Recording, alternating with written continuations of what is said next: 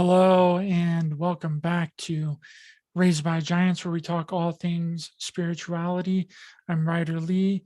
It is just me tonight, and I kind of wanted to do a follow up on the show that I did with Paul the other day and give you guys some visual information. I mean, we did share some visuals. Paul shared some visuals, and I shared some visuals, but just to kind of show you guys that we weren't making stuff up, because I was talking a lot about gematria and a lot in the video, and some of you might not be familiar with gematria. And it's a form of numerology in which the letters of the alphabet are aligned with numbers. The 10 letters are given number values that increase from 1 to 10, and the next 8 letters are given number values that increase by the factor of 10 and from 20 to 90. So we know how important numerology is. It's just as important as our words. Numbers can be used in rituals too, as Paul talks about. Janus's number is 11,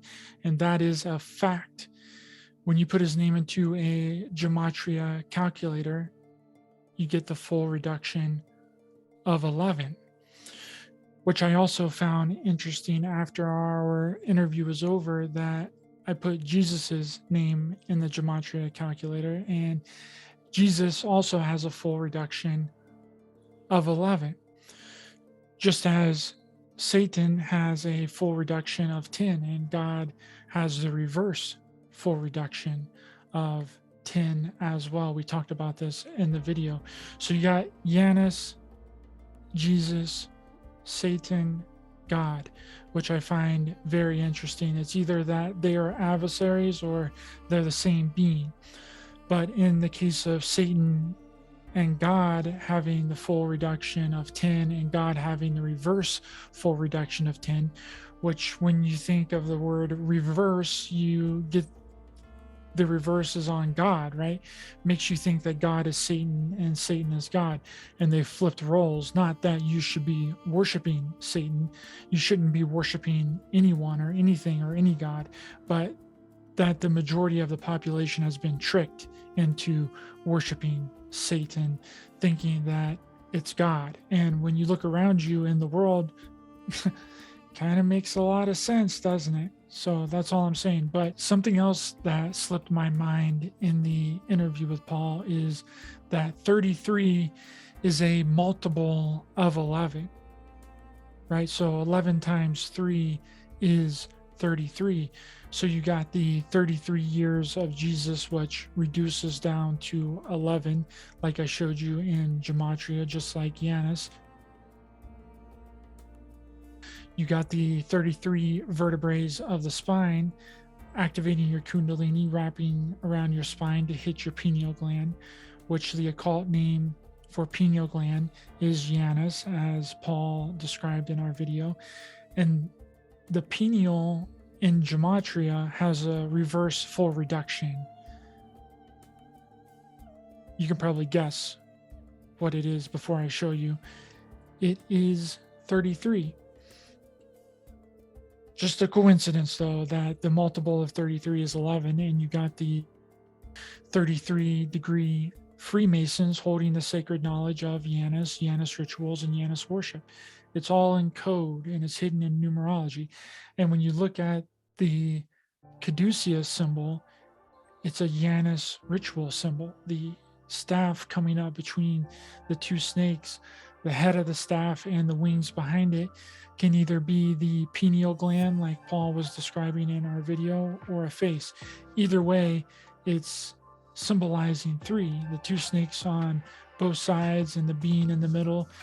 If it's representing the pineal gland, then we know the occult term for pineal gland is Janus, and the reverse full reduction is 33, symbolizing the 33 vertebrae of the spine, activating your kundalini snake energy, traveling up the 33 vertebrae, and the 33 being a multiple of 11, which is Janus's number.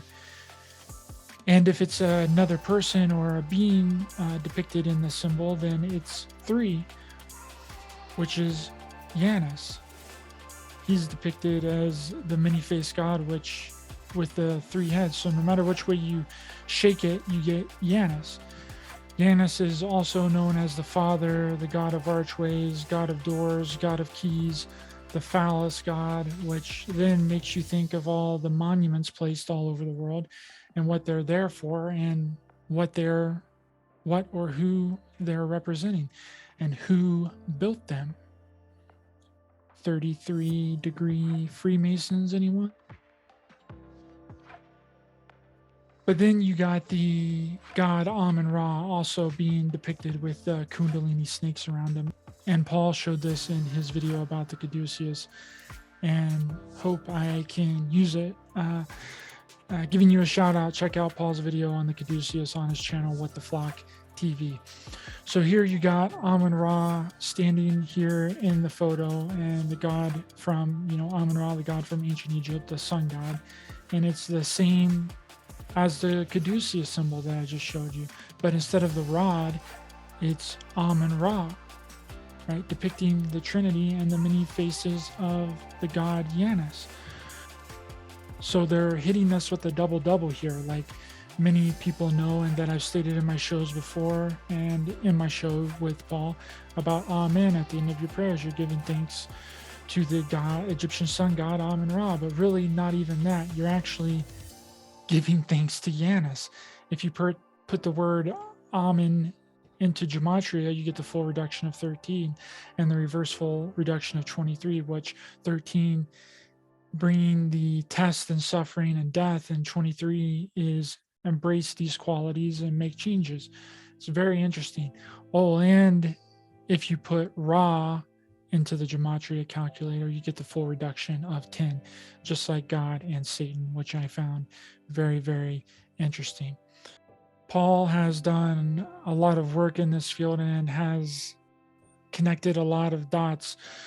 Go check out his videos. He's decoded the square and compass actually being our vocal cords, which Janus is directly connected to the Tower of Babel in Genesis 11. He's decoded that Lucifer is actually our pelvic bone when you break down the word Lucifer and you look at the word Lu, which derives from the word illum, which sounds really similar to the word Elium, which the word Elium is the pelvic bone area.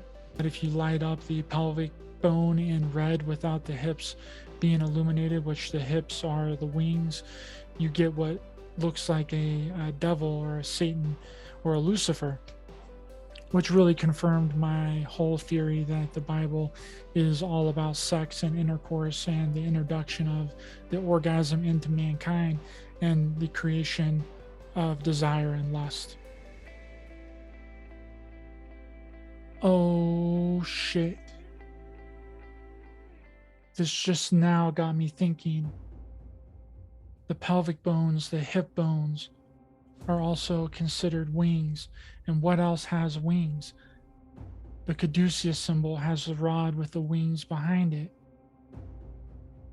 In the top of the caduceus symbol depicting a face. So if you put the pelvic bone over the wings in the pineal gland or the face of the rod, that's what that's symbolizing. It's been inverted. They've inverted it. The pelvic bone is down, not up. Holy shit. That's blowing my mind right now. I'll have to save that for later. I'm going to bring Paul back on soon because I could talk with him for hours. And this new video that he's doing on London is going to be amazing. Man, this gets so interesting. But research Janus and watch Paul's content on Janus. I'm nowhere near his caliber, but I just thought I'd share what I've discovered on the topics real quick to clarify some points. But thank you guys for watching. I'll be back with another interview on Tuesday. Like, share, subscribe, and thank you guys so much. See you all next time.